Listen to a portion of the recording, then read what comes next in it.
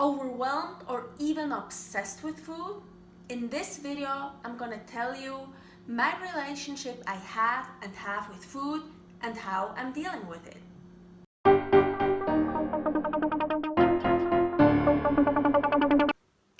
Welcome to my life as a carnivore. Being overwhelmed with food. Yeah, I'm pretty sure I'm not the only one that is overwhelmed with food. I'm gonna tell you a little bit about my story, about my relationship with food.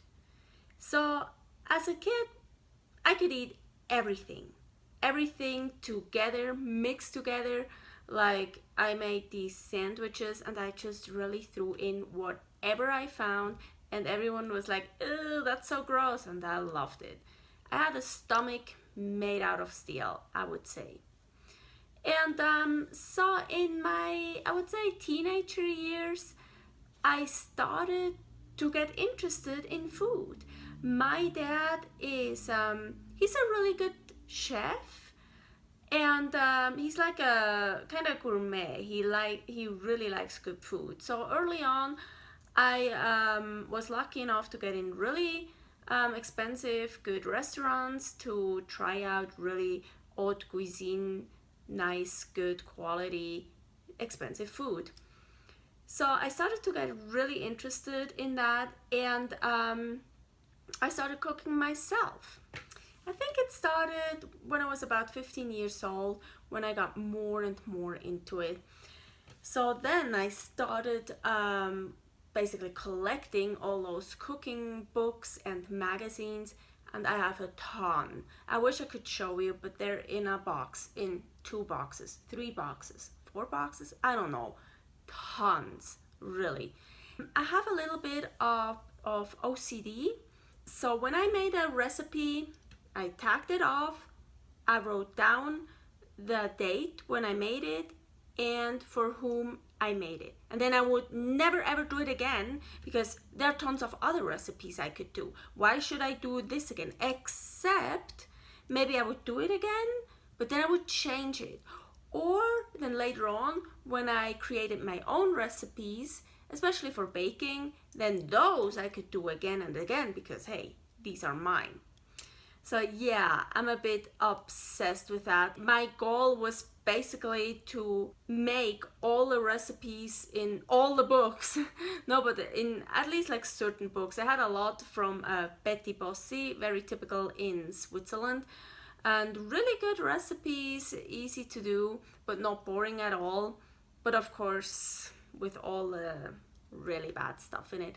I have the one Kuchen and cakes and something. And I think I made every single recipe in it except for like 5 or something. Also, I have to say, I actually got really good in cooking and baking. And so I started my own little catering, and I did these appetizer platters.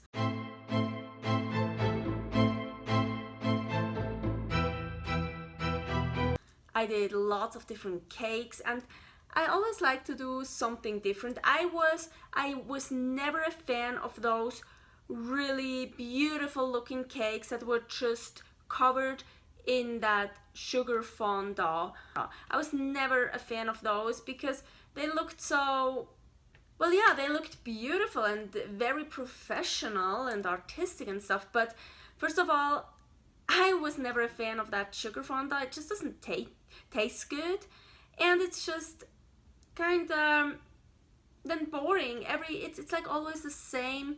No, they all look different, but it's like the same thing.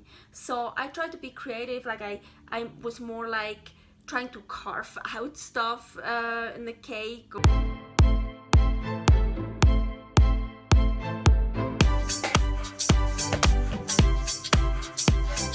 And I made everything myself, like also like vanilla extract. No, what's that? Well, I know what it is, but that doesn't belong in my kitchen, never ever. I made my own vanilla sugar, and I always used real vanilla beans, yes. Also, everything else, every crust, every filling, every cream, I made myself. So right before I came over to the United States, I was actually working for my dad. I have two half siblings, 17-year-old younger brother and a 20-year-old younger sister. So I was basically the babysitter of them. And I was doing my dad's household and of course also cooking. So I also baked bread for him. And that was so cool. He invited his friends to eat over, and I made like 7-course meals, like haute cuisine, like, you know, every course is like really small, and I made everything myself. I was like in the kitchen for 3 days.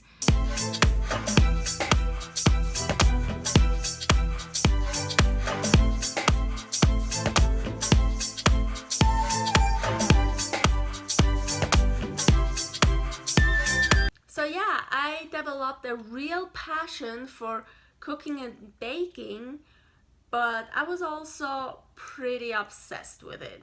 So I think in about 2016, I got so sick, I got forced on a strict diet, and I thought, oh my gosh, it was so crazy. I wasn't allowed to eat any gluten, grains, beans, nightshades, eggs. Eggs I could reintroduce very early on again. Nuts, soy, so many things. There was so much I had to cut off, and nothing compared to now. But then I was like, oh my gosh, what am I gonna eat? It was kinda a ketogenic diet, but not really. It's more like maybe an anti-inflammatory diet. But I figured out myself pretty quickly that I even had to cut out more stuff or like more carbs. So I started the keto diet. I tried to be on 75% fat, at least 70%. But honestly, it was a dirty keto diet. I thought I was doing so well and I could eat so many things, right? And all those protein bars and those smart cakes, oh my gosh, they're amazing. And they're so good. They don't have any bad sweeteners in it, only like monk fruit extract or erythritol, what is not cancer causing or bad. Still bad. It still triggers my brain. Not as bad as real sugar, but still. So I just, as long as I was in my numbers, I was all about the numbers. Yeah, I love tracking, probably another obsession I have. But as long as I was in my numbers, 75% fat, less than 10 grams of net carbs, 1500 calories or 1600 calories. And I still did like a cheat day every week or so, but of course no gluten and stuff. But then basically I could eat as many protein bars as I wanted. And yeah, every cheat day I got so sick. I got IBS, I got crazy OCD, I got obsessed. Still, for a while keto worked very well for me. But then, and I learned a lot about food and my food sensitivities. But suddenly it just didn't work anymore. So I switched to cardio. So I switched to carnivore.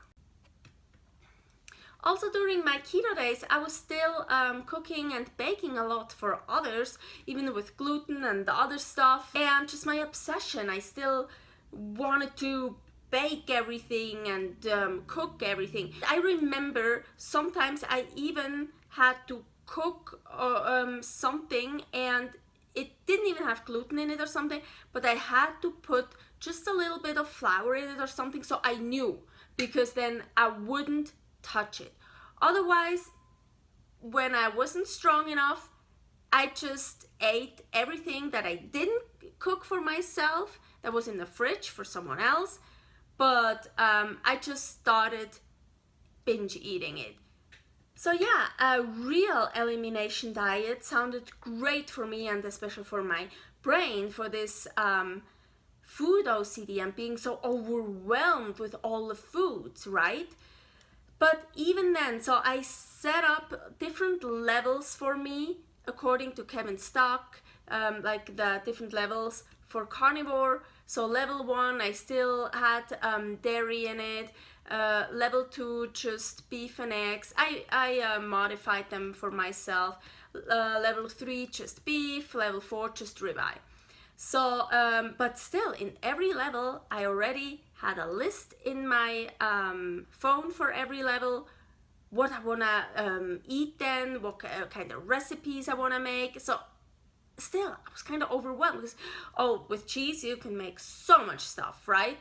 And then even level 2, eggs. I have such a big variety. And just beef, so many different cuts. And then you can make it in so many different ways. But then I thought, hey, you know what? Level 4, ribeye, salt, water. I'm gonna be cut and lean because it'll be so boring. I won't eat that much. And me being overwhelmed with food will be totally gone for at least a month.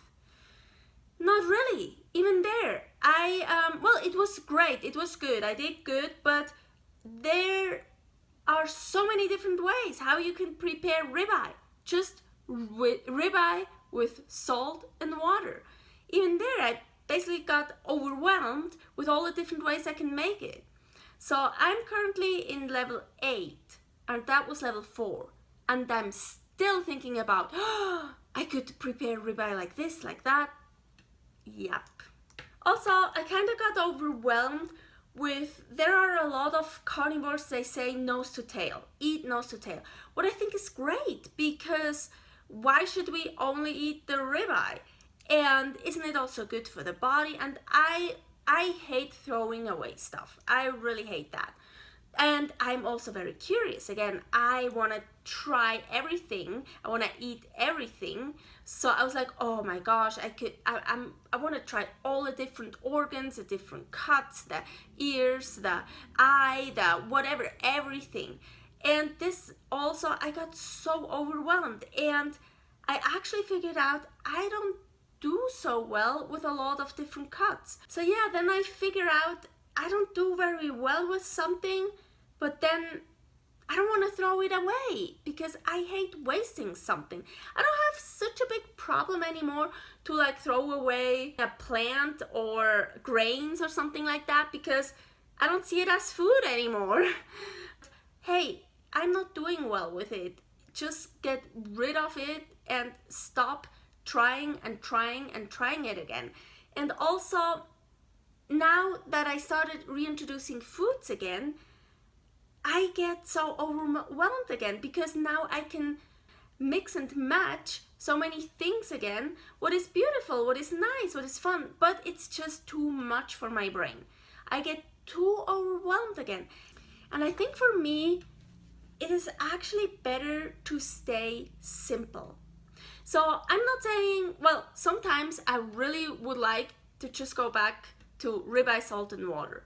But I don't think this is the ideal diet for me. I think maybe with liver, salmon roe, or even eggs, or maybe even chicken, they all have different nutrients in it. So I do think I should eat some variety.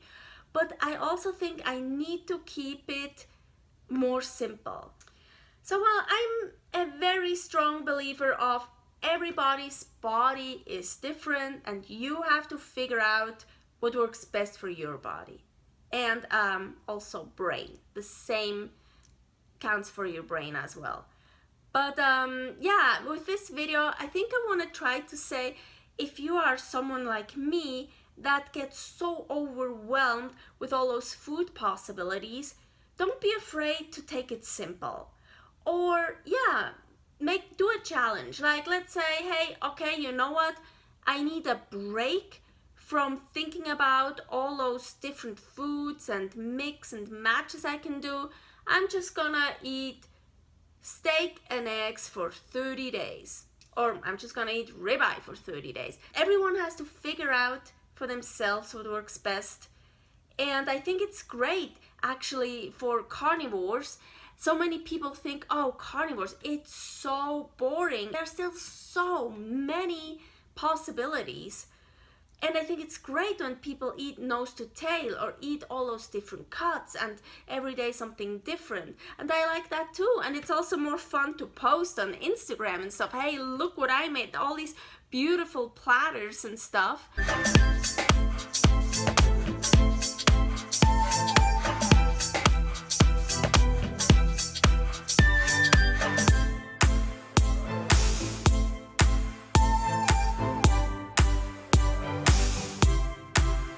The most important thing is your health. And with your health, I don't only mean your physical, your gut health, I also mean your brain health. And for me right now, I need to tone it down, to go simple. If you like what you see, subscribe. If not, just click me away. I'm gonna have some steak now.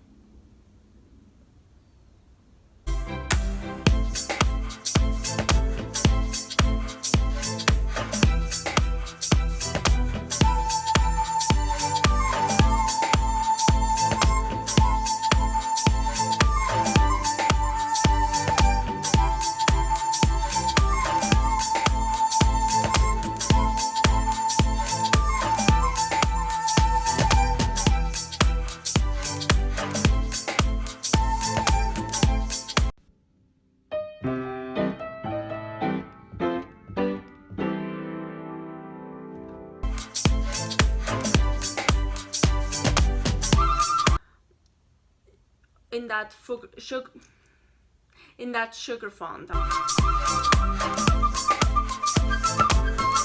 Because now I can mix and match.